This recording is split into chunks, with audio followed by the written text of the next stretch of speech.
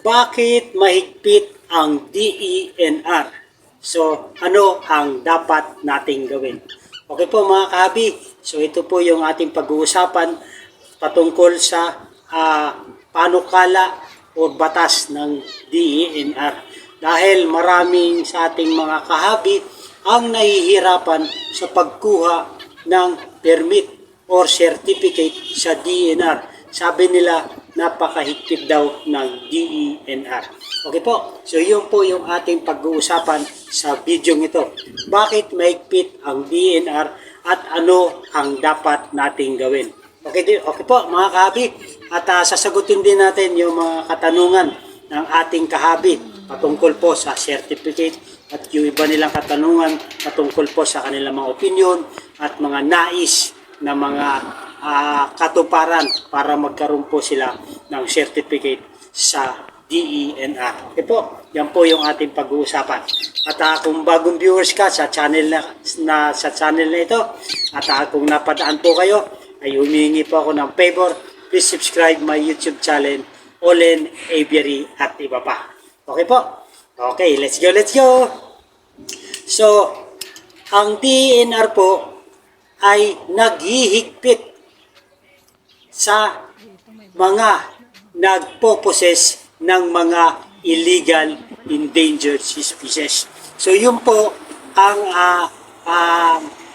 kanilang pangunahin at hikain mga kahabi na puksain ang mga illegal possession o yung nagbebenta o yung nagpo-possess o yung mga nag-aalaga ng mga endangered species. Yun po ang kanilang mission. Kaya po sila naghihigpit at ganun din po na kailangan sundin natin ang batas ng DENR. Dahil ayon sa pag-aaral mga kahabi na ang illegal wildlife trading o yung pagbebenta ng mga endangered species ay nagiging pang-apat na po na madaling pagkakitaan sa buong mundo mga kahabi. Ito po ay yung lucrative illegal business. So nagiging pang-apat na po yung illegal wildlife trading. So ganoon na lang po yung paghihigpit ng DENR. So mga kahabi, sa paghihigpit, hindi po tayong maliliit ang hinihigpitan ng DENR. Bagkos yung mga malalaki, yung mga kapitalista at yung mga sindikato na nag-illegal trade sa Pilipinas or sa labas ng bansa na pumapasok, itinitrade dito, nagiging tawag dito, yung mga illegal na pumapasok dito sa Pilipinas, yung smuggle ng mga animals, ng mga exotic pets, exotic bird. Okay po, yun ang binabantayan ng DENR. So, pag nagpatupad ang DENR, hindi po pwede naman na pili lang. Ibig sabihin, sa malalaki lang. Sa maliit, hayaan na. Hindi po, kahabi. Pag nagpatupad ang DENR, ay pangkalahatan po yan. Dahil ayon sa batas ng DENR, yung Republic Act RA 9147, yung Conservation and Protection of Wildlife. Okay po. So yun ang kanilang hinihigpitan na maitupad at matigil na po yung illegal trading. Yun po ang kanilang mandato bilang isang ahensya ng gobyerno. Hindi po tayong maliliit. Hindi po tayong maliliit ang pinupuntirya ng DENR. Bagkos yung malalaking mga nag-illegal trading, mga malalaking mga negosyante na ayaw dumaan sa maayos na proseso at yung mga sindikato ng mga illegal wild trading. Dahil ayon sa DENR, hindi nila pinahintulutan na mag-possess ng mga illegal endangered species. So meaning to say, pangkalahatan po yung ipinatutupad ng DENR. Okay po. So hope medyo napupulot natin yung adhikain at mission ng DENR patungkol dito sa batas ng RA 9147 upang sugpuin ang mga illegal trading. At ganun pa man kahabi, kung papasukin natin ang larangan ng pag-aalaga ng mga endangered species, ay kailangan sumunod na rin tayo sa RA 9147, Conservation and Protection Act of 2021. Okay po mga kahabi, so ganun din po yung katanungan ng ating kahabi na si Marlon Alingasa. Pwede pala tayo mag-upgrade sir from CWR holder to wildlife permit holder. Yes po, kahabi, pwede po. Tayong mga CWR holder, ito po yung simula para makapag-possess tayo ng legal na pag-aalaga ng endangered species. Okay po, dahil ang CWR permit ay ibinibigay ito sa atin upang mapahintulutan tayo sa pag-aalaga, pagpaparami at pagbibreed ng endangered species. Okay po, ngayon kung marami na po tayo mga na endangered species, ay pwede na po tayo mag second step na mag-upgrade tayo at mag-apply naman tayo to CWR, to Wildlife Farm Permit Holder. Magandang mungkahi po yan mga kahabi. At unti-unti mapaprocess na natin yung mga dokumento para sa mga pag-apply naman ng Wildlife Farm Permit. Kasi po sa CWR requirements po ay napaka-simple lang. Pero pagdating po sa Wildlife Farm Permit ay medyo marami-rami po itong requirements. Sa susunod talakayan naman natin yung pagkuha ng Wildlife Farm Permit. Okay po, mga kahabi, hope meron tayong natutunan. At ganoon din po si kahabi Gary Saldi Maon. Okay po, ang kanyang katanungan na pwede na po ba ang LTP sa pagkuha ng CWR? Okay po, thanks in advance. So kahabi, Gary Saldi Maon, ang LTP po ay hindi po requirements para pagkuha or sa pagkuha ng Certificate of Wildlife Registration. Pagkus ang LTP po ay kinakailangan upang matravel natin ang endangered species from one area to another area. So yun po ang purpose ng land transport permit. Ganun din po yung katanungan ng ating kahabi na si Rayleigh San Diego. Pati ba parakit? Dapat ang hulihin nila mga pet shop, hindi yung mga nag-aalaga lang ng mga ilang piraso na ibon.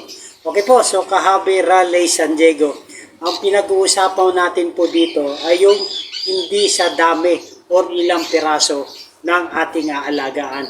Ang pinag-uusapan natin dito, kahabi, at ayon sa DNR, ay lahat ng mga endangered species ay dapat iparehistro natin sa DNR kung ito ay ating aalagaan, ibibreed at ibibenta. Kailangan po natin itong iparehistro.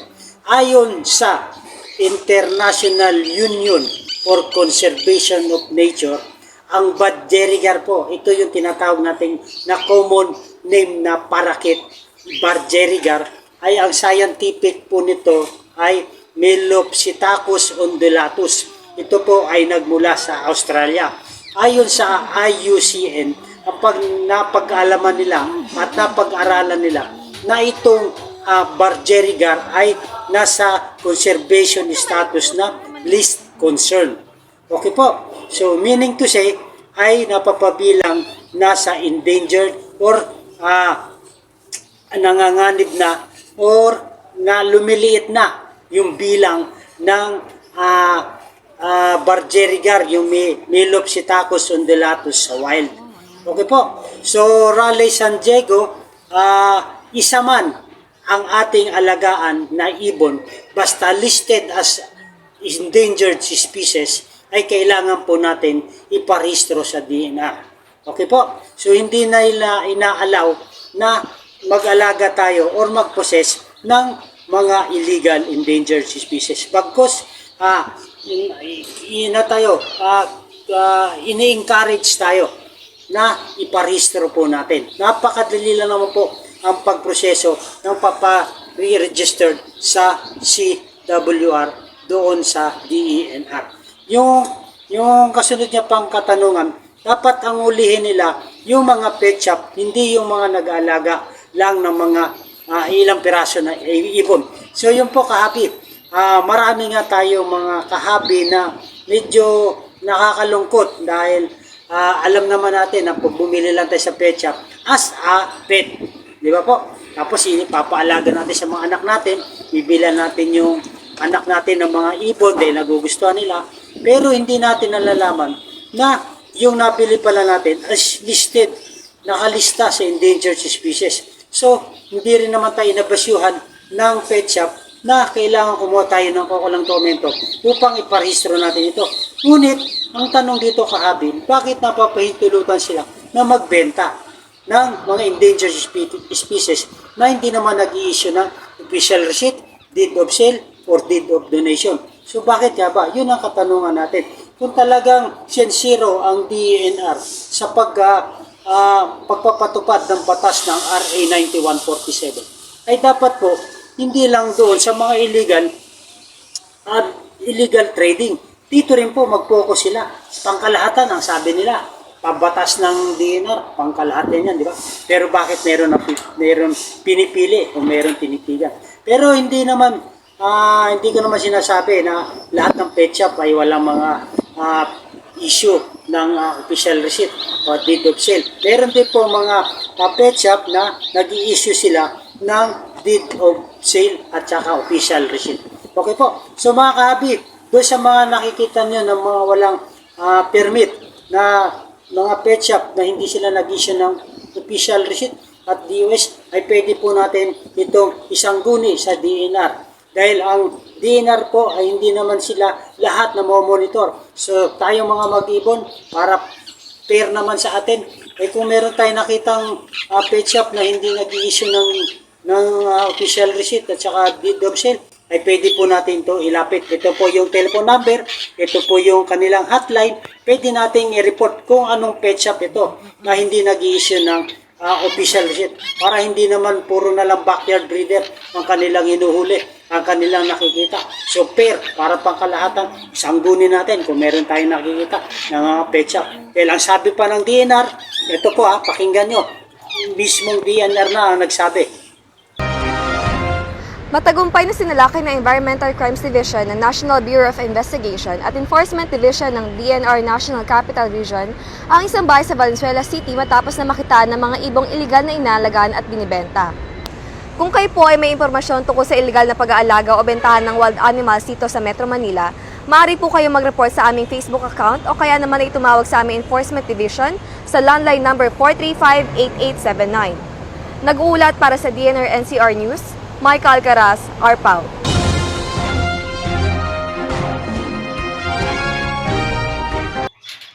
Po kahabi, para diretsahan tayo, pare-parehas tayo. Kung meron tayong nakita ng mga pet shop na hindi nag-i-issue ng mga official receipt at saka deed of sale, sangguni natin, i-report natin. Pag hindi nila inaksyonan ito, may pagkukulang ang DENR. Okay po, dahil sabi ng DENR mismo, NCR, meron nahuli sila sa Valenzuela dahil nag-aalaga ng illegal endangered species. Ito yung mga parakeet at saka mga alps 2 o yung mga lovebirds at illegal trading, nagbebenta na walang kaukulang dokumento.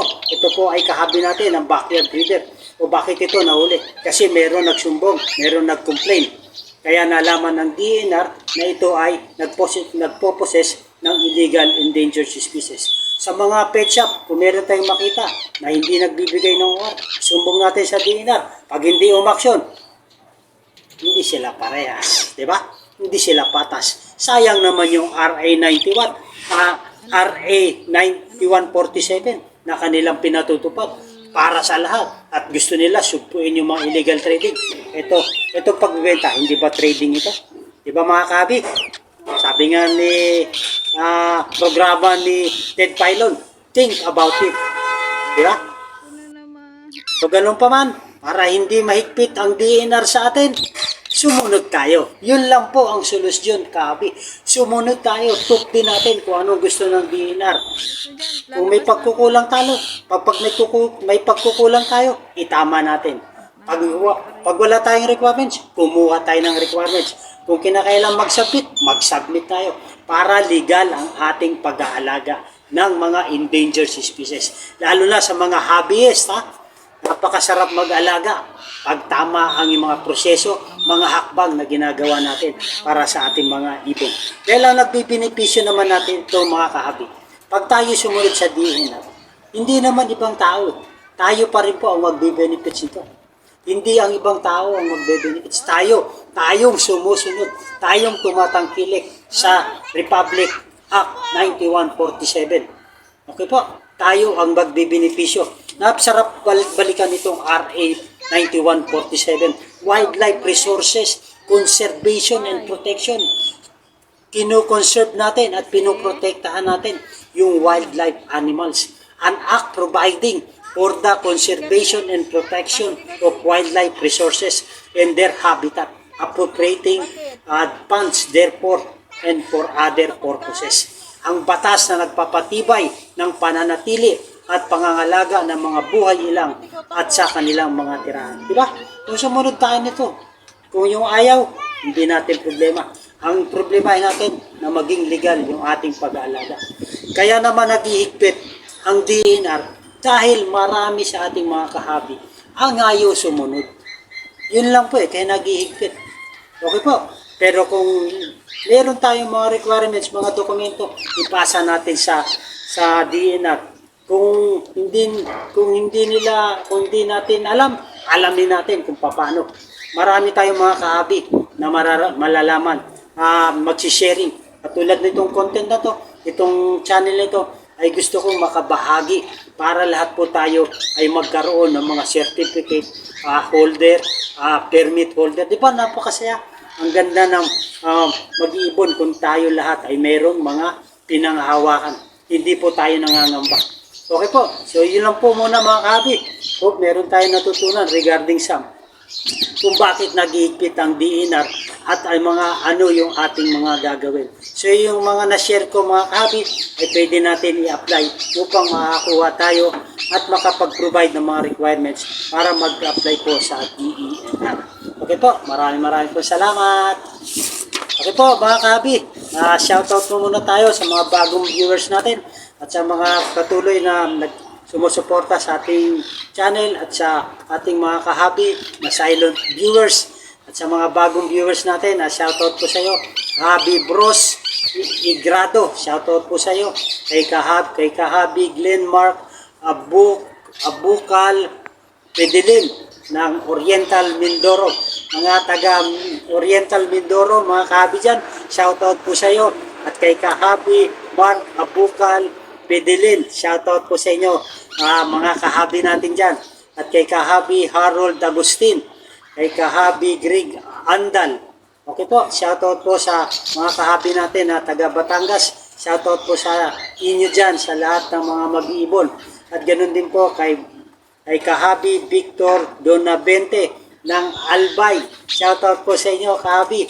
Maraming po salamat sa inyong suporta. At kay kahabi Ronnie De Los Reyes ng Mindes, Cavite. Shoutout po sa iyo, kahabi Ronnie De Los Reyes. At kay kahabi Paulo Analin Ilago. Shoutout po sa inyo. At kay kahabi Kurt Pardinas ng Camarines. Shoutout po sa inyo mga kahabi. Maraming po salamat sa inyong suporta sa ating YouTube channel, Olen Aviary at iba pa. Okay po. So kahabi, hanggang dito lang po muna ang ating talakayan patungkol po sa bakit nag-higpit ang DNR at ano ang ating gagawin. At maraming po salamat. At kung nagustuhan itong video na to, ay humingi ako ng favor, please subscribe my YouTube channel, Olen Aviary at iba pa. At pakiclick na rin po yung notification bell para ma-update po tayo sa mga bagong video nating upload regarding po sa usapin ng buhay mag-ipon. Maganda ang buhay pag may alagang ibon sa ating bahay. Mabuhay and God bless. Thank you for watching.